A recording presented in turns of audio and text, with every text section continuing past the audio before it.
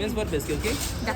Bine ați venit în Dubaiul vechi, Piața de Aur și tot ce înseamnă primul pas în dezvoltarea comerțului în Dubai și în Emiratele Arabe Unite.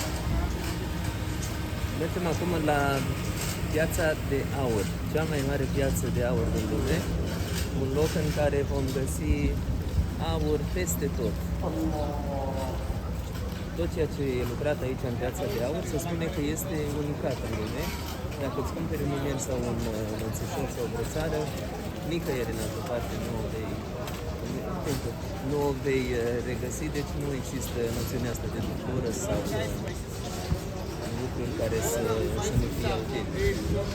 Așa a început Dubaiul din anii 70-80. Ei au conservat toată zona de față ca să arate lumii și tuturor celor care vin și vizitează Dubaiul că rădăcinile sunt foarte importante și niciodată ei nu uită de unde au plecat și cum au început totul.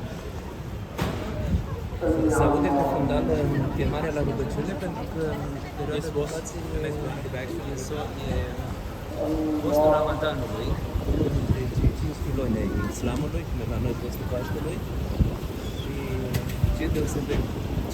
Cu ce se deosebește în primul rând Ramadanul cu postul Paștelui e faptul că ei mănâncă în momentul în care răsare soarele până în când acolo.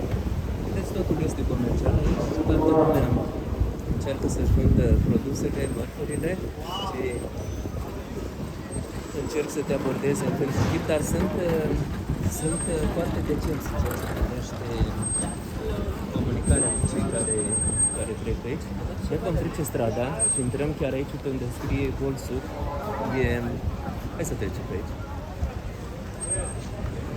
Aici unde scrie Gold Souk e intrarea principală în Piața de Aur.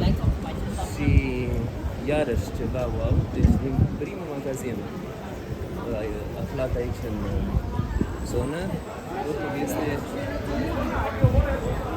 la un nivel excepțional. Aici avem cel mai mare inel de aur din lume, 54 sau 52 de kilograme. Este creat special pentru Dubai și pentru acest loc, certificat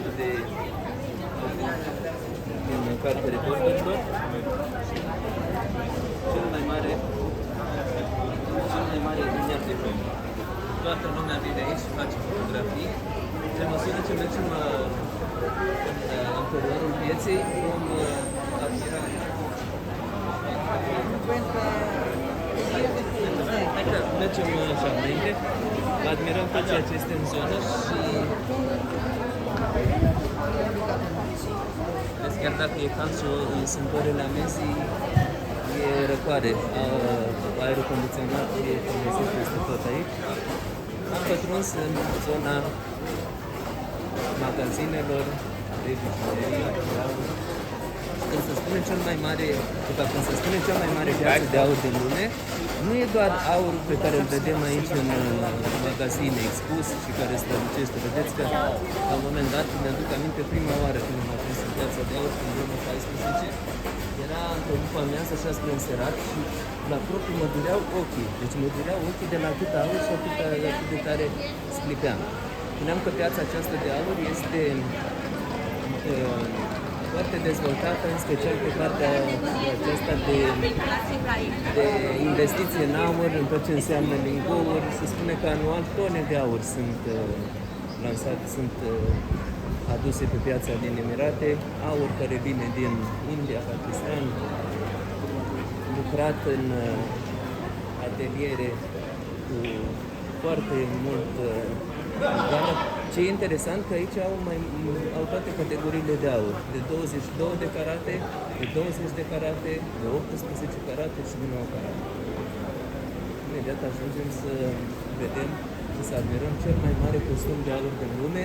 În cultura arabă se spune că în momentul în care ții la o persoană atât foarte mult, în momentul în care doi tineri se căsătoresc, bărbatul este cel care trebuie să ofere o cantitate de aur alesei lui. Ei, și iată că încetul cu încetul în vitrine se pot să observă aceste lucruri, Deci acestea sunt covoare care se folosesc doar în ocazii speciale.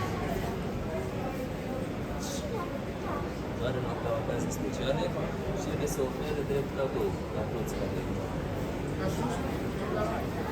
iată, veșminte din aur.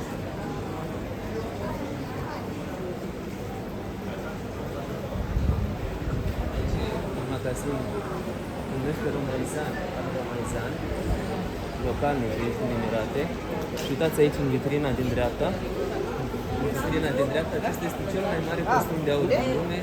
La fel, este în cartea recordurilor. Îl păstrează ca un simbol și ca un punct de reper pentru locul de față. Este ceva care depășește imaginea.